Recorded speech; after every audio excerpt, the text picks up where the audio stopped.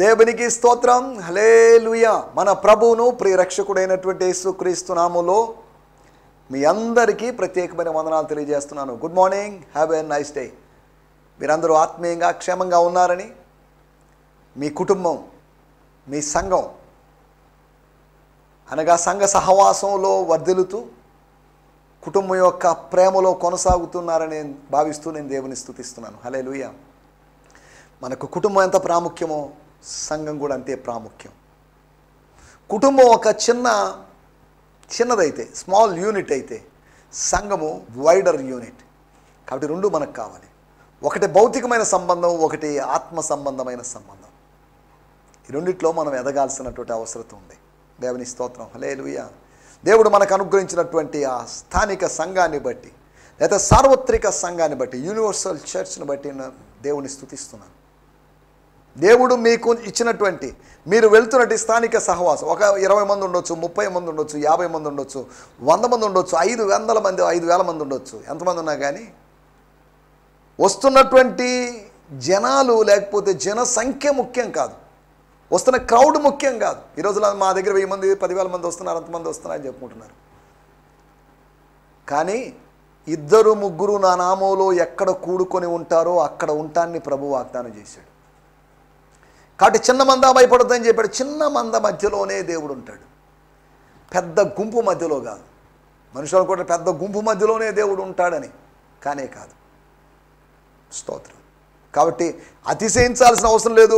10,000 మంది, 5,000 మంది, 1,00,000 మంది, ఈ అతిశయము వ్యర్థమే. స్తోత్రం. హల్లెలూయా. ప్రభువు మన మధ్యలో ఉన్నాడు, దైవ సాన్నిధ్యం మన మధ్యలో ఉంది. The people are being blessed. People are enjoying the presence of God. People are receiving the word of God. People are changing their lives. జీవితాలు మారుతున్నాయి, జీవితాలు కట్టబడుతున్నాయి, ఆత్మ సంబంధమైన ఎదుగుదల జరుగుతుంది, రోగాలు బాగవుతున్నాయి, స్వస్థతలు జరుగుతున్నాయి. స్తోత్రం. హల్లెలూయా. కొంతమంది బాప్తిసానికి సిద్ధపడుతున్నారు. స్తోత్రం. ఒక కదలిక వస్తుంది, ఒక ఉజ్జీవాన్ని అనుభవిస్తున్నాం ప్రజలు అనే సాక్ష్యాలు మన స్థానిక సంఘాల్లోంచి వినపడాలి. స్తోత్రం. హల్లెలూయా. మీ కొరకు ప్రార్థిస్తూ ఉన్నాం, నా కొరకు కూడా మీరు ప్రార్థించాల్సిందిగా కోరుతున్నా. రోజులో 1 నిమిషం సమయం తీసుకొని, ప్రభువా, మా ప్రియ సహోదరుణ్ణి, బ్రదర్ సంతోష్ని, ఆయన కుటుంబాన్ని, ఆయన పరిచర్ని జ్ఞాపకం చేసుకోండి మీరు ప్రార్థించాల్సిందిగా నా 2 చేతులు జోడించి మిమ్మల్ని అభ్యర్థిస్తున్నాను. స్తోత్రం. మీ యొక్క ప్రార్థన నాకు ఎంతైనా అవసరం. ప్రార్థన అనేది గొప్ప సహాయం. It's a great help. కాబట్టి మీ ప్రార్థన నాకు స్పాన్సర్ చేయాల్సిందిగా మిమ్మల్ని ప్రేమపూర్వకంగా కోరుతున్నాను. మీ పైసలు కాదు, మీ ధనం కాదు, మీ ప్రార్థనను స్పాన్సర్ చేయాల్సిందిగా ప్రేమతో కోరుతున్నాను. దేవునికి స్తోత్రం. హల్లెలూయా. ఈ పరిచర్య ఇప్పటి వరకు కొనసాగిందంటే దేవుని కృపను బట్టి కొనసాగింది. ఆర్థిక నిధుల కొరతలు వచ్చినప్పటికీ కూడా ప్రభు వైపు చూసినప్పుడు యెహోవా ఈరే అయిన దేవుడు. ఆదికాండం 22వ అధ్యాయములో అబ్రహాముకు యెహోవా ఈరేగా ప్రత్యక్షమైన అదే దేవుడు తన స్వభావాన్ని మార్చుకోకుండా 1000 సంవత్సరాలు అయినప్పటికీ కూడా అబ్రహాము యొక్క యెహోవా ఈరే దేవుడులాగే ఇప్పటికే ఉన్నాడు. ఆయనలో మార్పు రాలేదు. అబ్రహాము లాంటి వాళ్ళు అనేక మంది అంతరించిపోయారు, లేకపోతే గతించిపోయారు, కాలగర్భంలో కలిసిపోయారు. కానీ యెహోవా ఈరే అనేటువంటి దేవుడు, స్తోత్రం, తన స్వభావాన్ని మార్చుకోలేని దేవుడు. మనిషి తన స్వభావాన్ని ఊసరవెల్లిలాగా మార్చుకుంటూ ఉంటే తన స్థిరమైన స్వభావంతో మనం సేవించేటువంటి దేవుడు ఉన్నాడు అనే సంగతిని గుర్తు చేస్తున్నాను. దేవుని స్తోత్రం. హల్లెలూయా. రండి, ఇంట్రడక్షన్గా ఈ మాటలని చెప్పాను, ఉపోద్ఘాతంగా ఈ మాటలని చెప్పాను. మీ హృదయాన్ని మీరు సిద్ధపరచాలని, మిమ్మల్ని ప్రిపేర్ చేయాలని. స్తోత్రం. రండి. ఒకవేళ బ్రేక్ఫాస్ట్ చేసింటే పర్లేదు. ఎవరైనా డయాబెటిక్స్ పేషెంట్స్, లేకపోతే డయాబెటిక్ పేషెంట్లు ఎవరైనా, అనగా షుగర్ పేషెంట్లు, చక్కెర వ్యాధితో, మధుమేహ వ్యాధితో బాధపడుతున్న వాళ్ళు అయితే బ్రేక్ఫాస్ట్ చేసి దేవుని వాక్యం వినండి, లేకపోతే చేస్తూ కూడా దేవుని మాటలు వినండి. దేవుని స్తోత్రం. హల్లెలూయా. ప్రార్థనాపూర్వకంగా విందాం. స్తోత్రం. హల్లెలూయా. కాసేపు మీ పిల్లలు ఎవరో, మీ ఇంట్లోని యవనస్తులు మొబైల్ ఫోన్లో ఏదో యూట్యూబ్ ఛానల్లో, ఎంటర్టైన్మెంట్ ఛానల్లోకి వెళ్ళిపోయి దాని యొక్క సౌండ్ ఎక్కువ పెట్టి మిమ్మల్ని డిస్టర్బ్ చేయని విధంగా, స్తోత్రం, మీ పిల్లలకి చెప్పండి ఖచ్చితంగా ఉదయాన్నే వాక్యం ధ్యానించమని. మొబైల్లో కాదు, బైబిల్ తీసుకొని బైబిల్ చదవమని చెప్పండి. ముందు బైబిల్, ముందు ప్రార్థన, తర్వాతే ఇంకేదైనా అని చెప్పండి. అలాంటి క్రమంలో మీ యవన బిడ్డలను పెంచాల్సిందిగా మిమ్మల్ని ప్రేమపూర్వకంగా కోరుతున్నాం. కారణం ఏంటంటే లోకం బహు భయంకరంగా ఉంది. ఈ భయంకరమైనటువంటి లోకంలో లోక మాలిన్యమును అంటించుకోకుండా మన యవన బిడ్డలు జీవించాలి. తల్లిదండ్రులుగా మన బాధ్యత లోకపు పోకడల్లో వారు జీవించడానికి, లోకపు ఆశల్లో, లోకపు నటనల్లో వారు జీవించడానికి వీల్లేదు.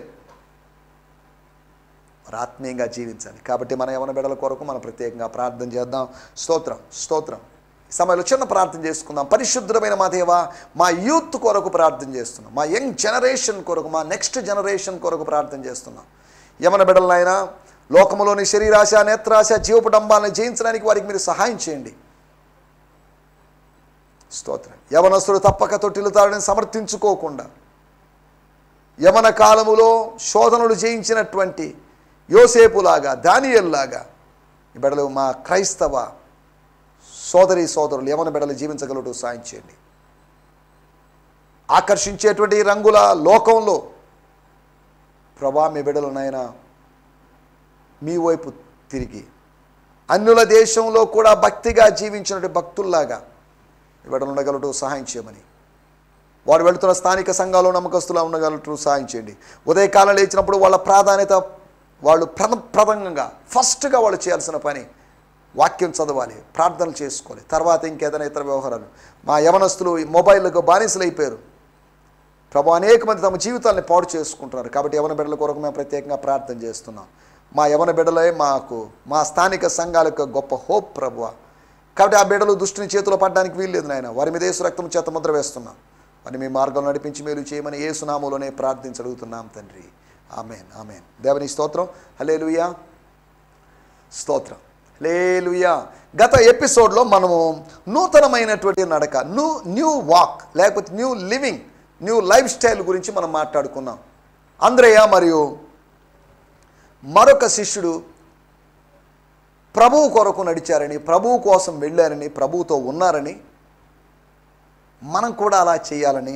రెండవదిగా శిష్యులు కపెర్నహూము అనగా యెరూషలేము నుంచి కపెర్నహూము, లేకపోతే కానా నుంచి కపెర్నహూము, మళ్ళీ కపెర్నహూములో నుంచి యెరూషలేము, ఇలాగా యేసు వెంబడి, యేసు యొక్క శిష్యుల్లాగా, అనుచరులాగా, బాడీ గార్డ్స్ లాగా, దేహ సంరక్షకుల్లాగా వాళ్ళు తిరుగుతూ ఉన్నారని, యేసుతో ఉన్నారని, అపోస్తుల కార్యము 4వ అధ్యాయంలో వారు యేసుతో కూడా ఉండిన వారని, they are being with Jesus. యేసుతో అక్షరార్థంగా ఉండడం ఒక ధన్యత, అదే సమయంలో ఆత్మీయంగా ఆయనతో ఉండడం కూడా ధన్యతే. స్తోత్రం. ఉదయకాలం మీరు వ్యక్తిగతమైన ప్రార్థన వాక్య ధ్యానంలో గడిపారు. మీరు ఆయనతో గడిపినట్లు, ఆయనతో ఉన్నట్లు, ఆయనతో నడుస్తున్నట్లు దాని అర్థం. రెండవదిగా శిష్యులు మరియు సహోదరులు లేదా తల్లి వీళ్ళందరూ యేసుతో ఉన్నటువంటి సందర్భాన్ని మనం జ్ఞాపకం చేసుకున్నాం ప్రభువుతో. మూడవది సత్యవర్తనుడైన వాడు అనగా సత్కార్యము చేసిన వాడు, దుష్కార్యము చేయనివాడు, వాడు దేవుని దగ్గరికి వస్తాడని, వెలుగు దగ్గరికి వస్తాడని మనం గత ఎపిసోడ్లో మాట్లాడుకున్నాం. వాడి నడక చీకటిలో నడవక, శిష్యులు చీకటిలో నడవకూడదు. స్తోత్రం. సహోదరులు చీకటిలో నడవడానికి వీల్లేదు. సత్కార్యములు చేసేవాళ్ళు, సత్కార్యములు ఏవైతే సిద్ధపరచబడ్డాయో జగత్తుకు పునాది వేయబడక ముందే ఏ సత్కార్యములు చేయడానికి మనం నిర్ణయించబడ్డామో ఆ కార్యాలను గుర్తించి చేసేటువంటి వాళ్ళు, స్తోత్రం, వాళ్ళ గురించి వాళ్ళ యొక్క నడక ప్రత్యేకంగా ఉంటుంది. వాళ్ళు చీకటిలో నడవలేరు, వారు వెలుగులోనే సంచరిస్తారు. అంతేకాకుండా విశ్వాసి లేకపోతే విశ్వాసులు లేకపోతే కాబోయే రోజుల్లో విశ్వాసులుగా మారేవాళ్ళు, లేకపోతే మొదటి శతాబ్దపు తర్వాత యేసు తర్వాత విశ్వాసులుగా మారిన వారు యేసును వెంబడిస్తూ మరణములో నుంచి జీవములకు దాటారు. వారి నడక మరణపు చీకటిలో లేరు, వారు జీవపు వెలుగులో ఉన్నారు అని మనం గత ఎపిసోడ్లో ఆలోచించాం. దేవునికి స్తోత్రం. హల్లెలూయా. ఈ సమయంలో మనం దేవుని వాక్యాన్ని ధ్యానించుకుందాం. యోహాను సువార్త 8వ అధ్యాయము 13వ వచనము. Gospel according to John 8th chapter verse 13. స్తోత్రం. యోహాను సువార్త 8వ అధ్యాయము 13వ వచనము, పేజ్ నంబర్ 88 కొత్త నిబంధనలోనే చదువుతున్నాను. కాబట్టి పరిసయ్యులు నిన్ను గూర్చి నీవే సాక్ష్యము చెప్పుకొనుచున్నావు, నీ సాక్ష్యము సత్యము కాదని ఆయనతో అనగా. స్తోత్రం. మరలా చదువుతున్నాను. ఇది మన మూలవాక్యం. కాబట్టి పరిసయ్యులు నిన్ను గూర్చి నీవే సాక్ష్యము చెప్పుకొనుచున్నావు, నీ సాక్ష్యము సత్యము కాదని ఆయనతో అనగా, అదే ఆయనతో అన్నారు. స్తోత్రం. పరిసయ్యులు చెప్పిన మాట, పారిపోయిన పరిసయ్యులు, స్తోత్రం, పాపం చేశామని పరోక్షంగా ఒప్పుకున్న పరిసయ్యులు, ఆ స్త్రీ మీద రాయి వేయడానికి సాహసించని పరిసయ్యులు, స్తోత్రం, ప్రాతకాలానే ప్రభువు మందిరం దగ్గరకు వచ్చి పాపములో పట్టబడిన స్త్రీని తీసుకుని వచ్చినటువంటి పరిసయ్యులు, ఉదయకాలం తమ జీవితం గురించి కాకుండా ఇతరుల జీవితాన్ని గురించి, ఇతరుల యొక్క వ్యక్తిగతమైన జీవితాల గురించి ఆలోచిస్తూ వాళ్ళ వ్యక్తిగత విషయాల్లో జోక్యం చేసుకున్నటువంటి సహోదరుడు, స్తోత్రం. కాబట్టి పరిసయ్యులు యేసు ప్రభువు చెప్పినట్టు మాట వాళ్ళని అభ్యంతరపరిచింది. They were offended by the words of Jesus Christ or the declaration of Jesus Christ. Yesu ప్రభు చెప్పిన మాట, నేను లోకమునకు వెలుగై ఉన్నాను అని చెప్పిన మాట వాళ్ళకి అభ్యంతరం కలుగు చేసింది. స్తోత్రం, హల్లెలూయా, స్తోత్రం. అందులో అభ్యంతరపడడానికి ఏముంది? దాని గురించి వాళ్ళు సాక్ష్యము అన్నారు. అది సాక్ష్యమే, కానీ అది ప్రకటన, అది సందేశము, అది సత్యం. స్తోత్రం. నేను లోకమునకు వెలుగును, నన్ను వెంబడించువాడు చీకట్లో నడవక వాడు జీవపు వెలుగులో నడుస్తాడు అని చెప్పాడే. ఏంటిది? నీ సాక్ష్యం ఏంటి? నీ సాక్ష్యం బాలేదే. రక్షణ సాక్ష్యం కాదు. ఆయన తన గురించి తానేదో లేనిపోని విషయాలు చెప్పుకోలేదు అక్కడ. నీ సాక్ష్యము సత్యము కాదు అన్నారే. ఎలా చెప్పారు మీరు? మీకు ఎలా తెలుసు సాక్ష్యం సత్యం కాదని? ఎలా నిరూపించగలరు మీరు సాక్ష్యం సత్యం కాదని? యేసును ఈ సందర్భంగా వాళ్ళు పరోక్షంగా లేకపోతే ప్రత్యక్షంగా నిందవేశారు. నువ్వు అబద్ధ సాక్షివి, నువ్వు నిజమైన సాక్షివి కాదు, you are a false witness, your testimony are witness is not true. స్తోత్రం. అది వాళ్ళు చెప్పినట్టు పాయింట్. ఆయనేమో ఒకటి చెప్తే ఆయన చెప్పిన దాన్ని కాదనుకొని వీళ్ళు మాట్లాడుతున్న మాటలు మనం చూస్తున్నాం. చదువుతున్నాను, యోహాను సువార్త 8వ అధ్యాయము 13వ వచనాన్ని చదువుతున్నాను. బ్రియాన్ సిమ్మన్స్ గారి తర్జుమాలోంచి, the Pharisees were immediately offended. ఆ మాటకి ఆలస్యంగా అభ్యంతరపడ్డారని కాదు, వాళ్ళు వెంటనే అభ్యంతరపడ్డారు. స్తోత్రం. అకస్మాత్తుగా అభ్యంతరపడ్డారు. And said, you are just boasting about yourself. నీ గురించి నువ్వు సాక్ష్యం చెప్పుకుంటున్నావు అని కాదు, నీ గురించి నువ్వు అతిశయోక్తిగా చెప్పుకుంటున్నావు, నీ గురించి నువ్వు అతిశయపడుతున్నావు, నీ గురించి నువ్వు డబ్బాలు కొట్టుకుంటున్నావు, గొప్పలు చెప్పుకుంటున్నావు. స్తోత్రం. మరలా చదువుతున్నాను. The Pharisees were immediately offended and said, you are just boasting about yourself. Since we only have your word on this, it makes your testimony invalid. Your testimony is invalid. Valid కాదు, అది invalid, చెల్లదు, చెల్లుబాటు కాదు. నీ గురించి నువ్వు చెప్పుకోవడం ఏంటి? నీ గురించి వేరే వాళ్ళు ఎవరైనా చెప్పాలి, నీ గురించి స్వస్థత పొందుకున్నవాడు ఎవరైనా చెప్పాలి, నీ గురించి మా యాజకులు ఎవరైనా చెప్పాలి, మా ప్రధాన యాజకులు ఎవరైనా చెప్పాలి, మా పరిచయంలో ఎవరైనా ఒకటి చెప్పాలి, మా శాస్త్రంలో ఎవరైనా చెప్పాలి. నీ గురించి నువ్వు చెప్పుకునేది ఏందా బాబు? స్తోత్రం. మా గురించి మేము చెప్పుకోవడానికి లేదా? మాకు బోర్డులు ఉన్నాయి చెప్పుకోవడానికి. మేము ఓయమా 3 జనరేషన్స్గా 4 జనరేషన్స్గా 4 తరాలుగా క్రైస్తవులమనో, యూదులమనో, పరిచయులమనో మాకు చెప్పుకోవడానికి ఎన్నో ఉన్నాయి. నీ అభిప్రాయం చెప్పమంటే నువ్వేమి చెప్పుచున్నావు? బోధకుడా, ఈ స్త్రీ వ్యభిచారం చేయుచుండగా పట్టుబడిన అట్టి వారిని రాళ్ళు నురిమి చంపవాలని ధర్మశాస్త్రంలో మోషే మనకు ఆజ్ఞాపించను కదా. అయినను నీవేమి చెప్పుచున్నావు? నీ అభిప్రాయం చెప్పకుండా నీ సాక్ష్యాలు దేనికి? ఈ ఇన్సిడెంట్ మీద, ఈ సంఘటన మీద, ఈ సంఘటన శాస్త్రంలో చెప్పబడిన విషయాల్ని సమన్వయం చేస్తూ నువ్వేం చెప్తావు? ఈ సాక్ష్యం ఎవరికి కావాలండి? నువ్వు వెలుగువా చీకటివా అని అడిగామా? నువ్వెవడు అని అడిగామా? ఏంటి, వాట్ ఈస్ దిస్ అన్నట్టుగా వాళ్ళు మాట్లాడినప్పుడు, స్తోత్రం, హల్లెలూయా, మనం జాగ్రత్తగా ఆలోచించాల్సిన మాటలు. కాబట్టి పరిచయులు నిన్ను గురించి నువ్వు సాక్ష్యం చెప్పుకొనుచున్నావు, నీ సాక్ష్యము సత్యము కాదని చెప్పారు. ఆయనతో అన్నారు. 14వ వచనం, యేసు నేను ఎక్కడి నుంచి వచ్చుతునో, ఎక్కడికి వెళుతునో నేను ఎరుగుదును కనుక నన్ను గురించి నేను సాక్ష్యం చెప్పుకొను, నా సాక్ష్యము సత్యమే. పరిచయులు అంటున్నారు నీ సాక్ష్యము సత్యం కాదని, ప్రభు అంటున్నాడు నా సాక్ష్యము సత్యము అని. ఏది సత్యం? సాక్ష్యము సత్యమా అసత్యమా? యేసు మాటలు, యేసు యొక్క ప్రకటన సత్యమా అసత్యమా? పరిసయ్యుల గుంపుతో కలుసుకున్నటువంటి శాస్త్రులు, పరిసయ్యుల గుంపుతో కలుసుకునేటువంటి సద్దూకయ్యులు, పరిసయ్యుల గుంపుతో కలుసుకునే యూదులు వీళ్ళందరూ అంటున్నారు యేసు సాక్ష్యము అబద్ధము అని. ఇదేంటిది? ఇంతకుముందు ఒక స్త్రీని తీసుకొచ్చి డిస్టర్బ్ చేశారు, మళ్ళీ ఇప్పుడు యేసు మాటలను అడ్డుకుంటూ అడ్డాలు చెప్తూ నీ సాక్ష్యం సత్యం కాదంటున్నారు. What is this? This is too much. స్తోత్రం. మనం అర్థం చేసుకోవాల్సిన విషయం సత్య సాక్ష్యము, అది మన టైటిల్, ట్రూ విట్నెస్. స్తోత్రం. హల్లెలూయా. యేసు ప్రభువుది నిజమైన సాక్ష్యం.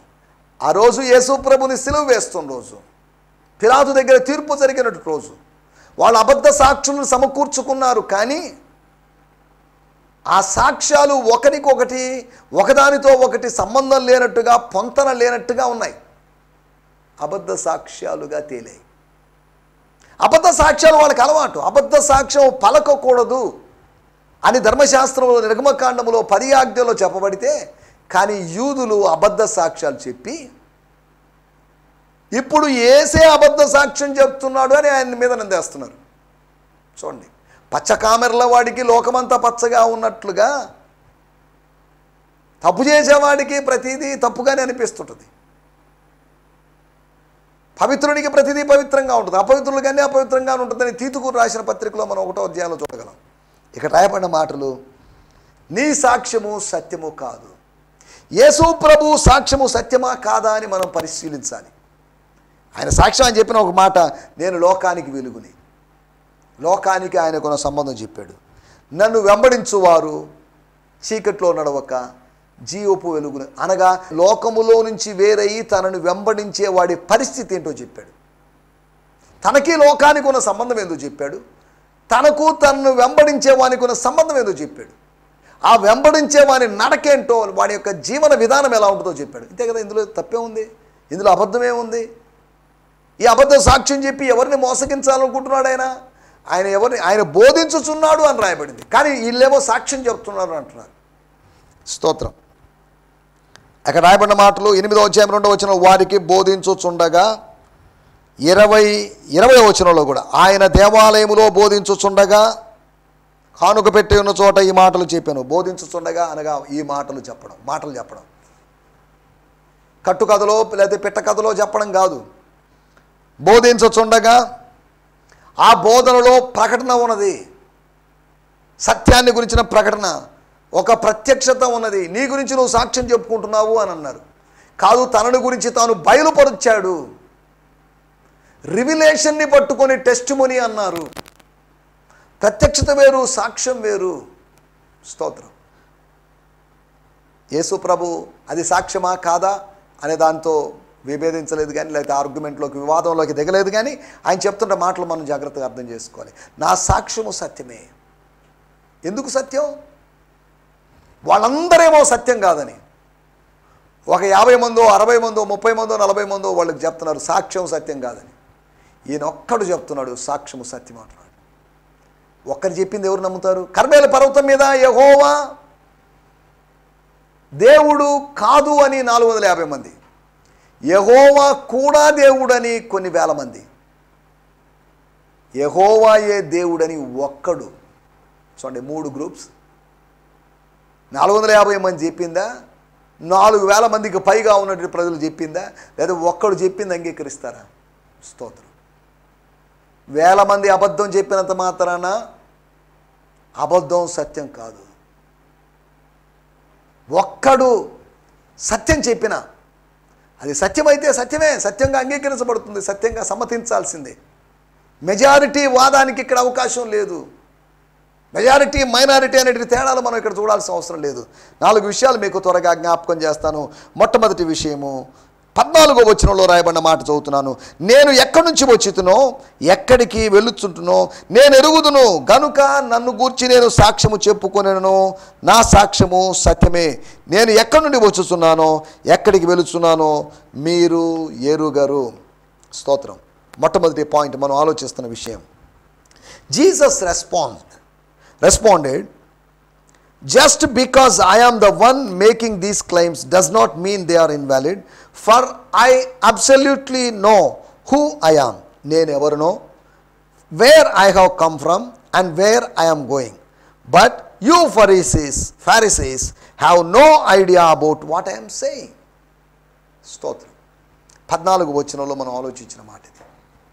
ఒకటి, ఆయన ఇచ్చినటువంటి సమాచారాన్ని బట్టి, ఆయన ఎరిగి ఉన్నటువంటి సమాచారాన్ని బట్టి, నీ సాక్ష్యం సత్యమో కాదో అని నీకు అందించబడినటువంటి బయలుపరచబడినటువంటి సత్యాన్ని బట్టి, సమాచారాన్ని బట్టి నువ్వు తెలుసుకోవచ్చు. మొట్టమొదటి విషయం, సమాచారాన్ని బట్టి యేసు యొక్క సాక్ష్యము సత్యమే. నేను ఎవరినో, నేను ఎక్కడి నుంచి వచ్చానో, నేను ఎక్కడికి వెళుతున్నానో ఇవి నాకు తెలుసు. ఈ 3 విషయాలు నాకు తెలుసు, మీకు తెలియదు కదా. నా యొక్క రాకపోకల గురించి మీకు తెలియదు కదా. యోహాను సువార్త 3వ అధ్యాయంలో ఆత్మను పొందినవాడు, ఆత్మ ద్వారా జన్మించిన వాడు గాలిని పోలి ఉంటాడు. వాడు ఒక మిస్టరీగా ఉంటాడు. యేసు అనేటువంటి ఆయన mystery. He was a mystery to the people. స్తోత్రం, హల్లెలూయా. మనం ఆలోచిస్తున్నటువంటి విషయం ఒకటి, సమాచారాన్ని బట్టి సత్య సాక్ష్యం అని చెప్పచ్చు. మిగతా సమాచారం అంతా ఈయన చేసిన ప్రకటనను సమ్మతిస్తుంది, స్థిరపరుస్తుంది. All the information, all the revelation establish or confirms this testimony. స్తోత్రం, హల్లెలూయా. మొట్టమొదటి విషయము, సమాచారాన్ని బట్టి సాక్ష్యము సత్యమని తెలుసుకోవచ్చు. రెండో విషయాన్ని నేను మీకు జ్ఞాపకం చేస్తాను. యోహాను సువార్త 8వ అధ్యాయము 15వ వచనం. 8వ అధ్యాయం 15. మీరు శరీరమును బట్టి తీర్పు తీర్చున్నారు, నేను ఎవరికి తీర్పు తీర్చను.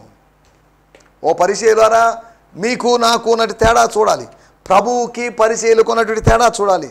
ప్రభువు కూడా యూదుడే కదా, కాబట్టి పరిచయులు లాంటి వాడే కదా, ఆయన పరిచయుడే కదా అని మనం వ్యాఖ్యానించడానికి వీల్లేదు. 8వ అధ్యాయం 15వ వచనంలో నేను చదువుతున్నాను. స్తోత్రం. For you have set your shelves up as judges of others based on outward appearances, but I certainly never judge others in that వే.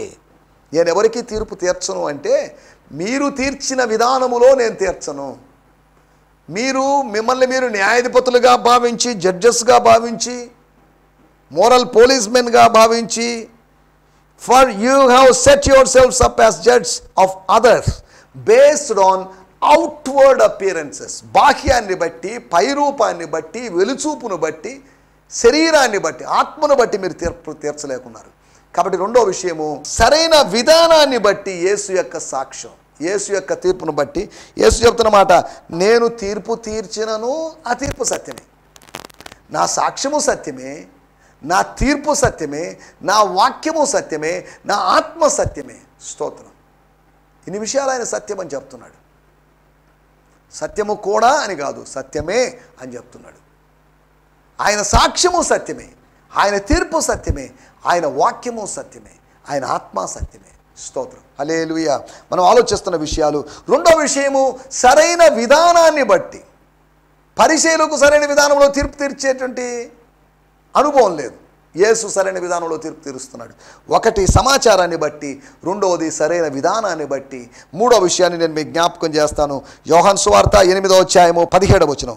మరియు 2 మనుషుల సాక్ష్యము సత్యమని మీ ధర్మశాస్త్రములో వ్రాయబడి ఉన్నది కదా. ఏమండి, బైబిల్ చదవరా? ధర్మశాస్త్రం చదవరా మీరు? మీ ధర్మశాస్త్రంలో ఏమని రాయబడింది? 17వ వచనంలో రాయబడిన మాటలు. స్తోత్రం. 17వ వచనంలో, isn't it written in the law of Moses that the testimony of 2 men is trustworthy. నమ్మదగినది. 2 మనుషుల సాక్ష్యము సత్యం. కాబట్టి నేను ఒక్కనే కాదండి, మీ శాస్త్రం కూడా చెప్తుంది, మీ ధర్మశాస్త్రం చెప్తుంది నా సాక్ష్యము సత్యమని. మీరు నా సాక్ష్యం అబద్ధ సాక్ష్యం అని, సత్య సాక్ష్యము కాదని మీరు చెప్తున్నప్పుడు, ఒకటి సమాచారాన్ని బట్టి, రెండోది సరైన విధానాన్ని బట్టి, మూడోది శాస్త్రాన్ని బట్టి. నాలుగో విషయాన్ని నేను మీకు జ్ఞాపకం చేస్తాను. యోహాను సువార్త 8వ అధ్యాయము 18వ వచనంలో రాయబడిన మాట, నన్ను గూర్చి నేను సాక్ష్యం చెప్పుకునేవాడును, నన్ను పంపిన తండ్రియు నన్ను గూర్చి సాక్ష్యం ఇచ్చుచున్నాడని చెప్పాను. స్తోత్రం. 2 సాక్షులు అంటే ఎవరు? ఆయన ఒక సాక్షి, ఆయన కాకుండా మరొక సాక్షి ఉన్నాడు. ఎవరు? నన్ను పంపినవాడు, నా తండ్రి ఆ సాక్షి అయి ఉన్నాడు. స్తోత్రం. కాబట్టి 2 సాక్షుల గురించి ఆయన మాట్లాడుతున్నాడు. 18వ వచనంలో నేను చదువుతున్నాను. స్తోత్రం, హల్లెలూయా. Then what I say about who I am is true, for I am not alone in my testimony. స్తోత్రం. I'm not alone in my testimony. స్తోత్రం. నేను నా సాక్ష్యములో నేను ఒక్కడినై ఉండక. స్తోత్రం. 16వ వచనంలో రాయబడింది నేను ఒక్కడినై ఉండక. 18వ వచనంలో కూడా I'm not alone in my testimony, my father is the other witness and we testify together of the truth. స్తోత్రం. హల్లెలూయా. సహసాక్షిని బట్టి నా సాక్ష్యము సత్యమే. యేసుప్రభు 4 విషయాలు చెప్తున్నాడు. నీ సాక్ష్యము సత్యము కాదు అని బల్లగుద్ది కొండ బద్దలు చేసినట్లుగా చెప్తున్న వారితో మాట్లాడుతున్నాడు. ఆయన చెప్పిన మాటలు ఒకటి మీరు గమనించండి, సమాచారాన్ని బట్టి, రెండోది సరైన విధానాన్ని బట్టి, మూడోది శాస్త్రాన్ని బట్టి, నాలుగోది సహసాక్షిని బట్టి. స్తోత్రం. నా తండ్రి గొప్పవాడు. ఆయన సాక్ష్యాన్ని బట్టి మీరు ఒప్పుకున్నా ఒప్పుకోపోయినా నా సాక్ష్యము సత్యమే అని బల్లగద్దు చెప్తున్నాడు. నా సాక్ష్యము సత్యమే. యేసు యొక్క సాక్ష్యము సత్యమే. యేసు యొక్క ప్రకటన సత్యమే. యేసు ప్రకటించిన సత్యము సత్యమే. స్తోత్రం. నేను లోకానికి వెలుగు అని చెప్పింది సత్యమే. ఆయన వెంబడించువారు చీకట్లో నడవరు అనేది కూడా సత్యమే. దయచేసి స్థలంలో ఉంచండి, కళ్ళు మూసుకోండి, చిన్న ప్రార్థన చేసుకుందాం. పరిశుద్ధుడమైన మా దేవా, మీరు మాకు వినిపించిన మాటల కొరకై మీకు వందనాలు తండ్రి. మీకు వందనాలు. మీ సాక్ష్యము సత్యమా కాదా? సత్యము కాదని శత్రువులు మాట్లాడుతున్నప్పుడు వాళ్ళ నోర్లు మూసిన విధానాన్ని గురించి మీరు మాకు తెలియజేసినందుకు మీకు వందనం చెల్లిస్తున్నాం. సమాచారాన్ని బట్టి, సరైన విధానాన్ని బట్టి, శాస్త్రాన్ని బట్టి, సహసాక్షిని బట్టి నీ సత్యము, నీ సాక్ష్యము సత్యమని మీ వాక్యం ద్వారా మీరు మాతో తెలియజేసినందుకు మీకు వందనం చెల్లిస్తూ సమయంలో విన్నట్టు వారందరినీ మీరు దీవించి మేలు చేయమని యేసుక్రీస్తు నామములోనే ప్రార్థించడుగుతున్నాం పరమ తండ్రి. ఆమేన్, ఆమేన్, ఆమేన్. దేవునికి స్తోత్రం. మీ అందరికీ వందనాలు. ప్రభు మిమ్మల్ని దీవించునుగాక. ప్రభు చిత్తమైతే రేపు ఉదయకాలము ఇదే సమయంలో ఇదే ఛానల్లో కలుసుకుందాం. శాంతి టీవీ ఛానల్లో కలుసుకుందాం. దేవునికి స్తోత్రం. హల్లెలూయా. ఈ సందేశము మీకు ఆశీర్వాదకరంగా ఉందని నమ్ముచున్నాము. ప్రార్థన అవసరతల కొరకు మమ్మల్ని సంప్రదించవలసిన మా చిరునామా గిద్యోన్ మిషన్ చర్చ్, 6వ వీధి, శాంతినగర్, నెల్లూరు 4, ఆంధ్రప్రదేశ్. పిన్ 524004. మా ఫోన్ నంబర్లు 7036443613 మరి ఒక నంబర్ 9392293010. మా ఈమెయిల్ ఐడి gfihmi2015@gmail.com. దేవుడు మిమ్మును ఆశీర్వదించునుగాక. ఆమేన్.